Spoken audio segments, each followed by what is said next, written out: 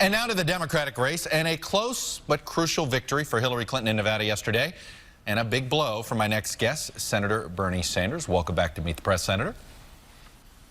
Good to be with you. Let me start with something you said on Friday. You said on Friday, it could be that 10, 20, 30 years from now, people will look back at what happened in Nevada and say, this was the beginning of the political revolution. Obviously, the results didn't turn out the way you thought. What happened, sir? Well, what happened is, over the last 5 weeks, Chuck, we came from 25 points down to 5 points down. As I understand it, we actually won the Latino vote yesterday, which is a big breakthrough for us.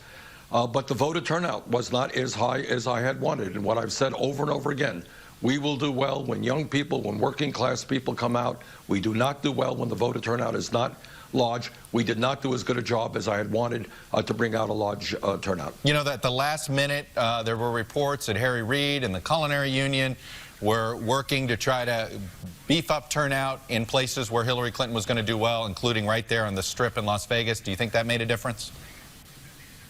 It's hard to say, but what I do know is, Chuck, that our message of a rigged economy in which people in Nevada and around this country are working longer hours for low wages, while almost all new income and wealth is going to the top 1%. And I'll tell you something else. This issue of a corrupt campaign finance system where big money interests in Wall Street are trying to buy elections, those are the issues that are resonating. Again, I wish we had had a larger voter turnout. But by the way, we did phenomenally well with young people. I think we did well with working class people. Remember, we were taking on a candidate who ran in 2008. She knew Nevada a lot better than we did. She had the names of a lot of her supporters. So I'm proud of the campaign that we ran. Obviously, I wish we could have done a little bit better. But at the end of the day, I think she gets 19 delegates. We get 15 delegates. We move on to the next states. You know, it's interesting listening to her victory speech last night. I want to play a clip of it because it may sound familiar to you. Here it is. Wall Street can never be allowed to threaten Main Street again. No bank can be too big to fail. No executive too powerful to jail. It's pretty clear she has ratcheted up her rhetoric on Wall Street because of your candidacy. Do you see that as a victory of sorts, that you've got her trying to parrot your message?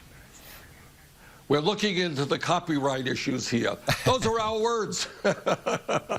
Well, obviously, I think what the Secretary has recognized is the American people are extremely angry about the power of Wall Street, the greed, the illegal behavior of Wall Street. And by the way, the fact that, you know, when a kid gets picked up with marijuana, that kid gets a police record.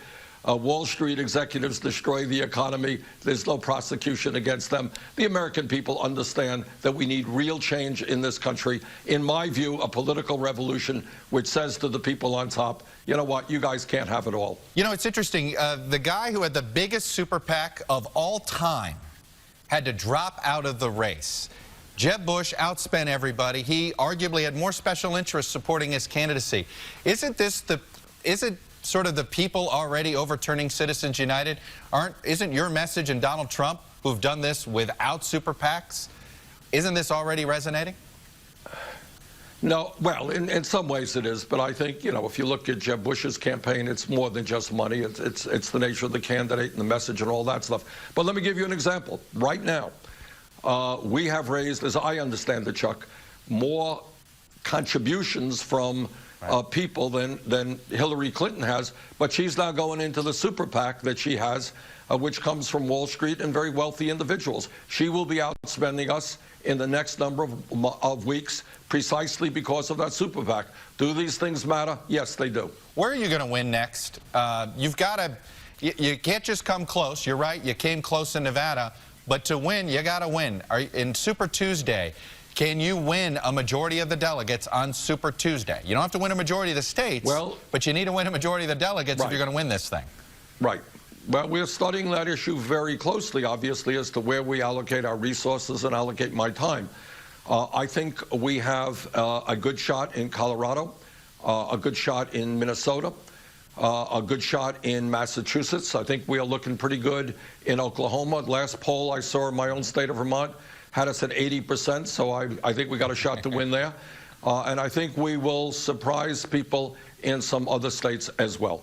Don't you have to beat her in a place like Texas or Virginia or Tennessee, a big state, to say, you know what, I can win this nomination. I can't just come close. Don't you have to do that? No, you're right. Look, at the end of the day, what you're saying is true. You need delegates. And as you know, these are state-by-state proportional delegates go out. We're looking hard at Michigan. We think we have a pretty good shot at parts of Texas. So trust me, we are focusing very hard on trying to get as many delegates as we can. But let me also say this. We are in this race to the convention. I think we got some states coming down the pike that we're going to do very, very well in. I think, you know, if you look at national polling, our support is growing. So we think, Chuck, we have come a very, very long way. I think the first time I was on your show, we were probably at 5% in the polls. We're moving. We're making progress. All right, Bernie Sanders, I know you're in South Carolina this morning, but this race goes national in a hurry. Thanks for coming on. Stay safe on the trail, sir. Thank you.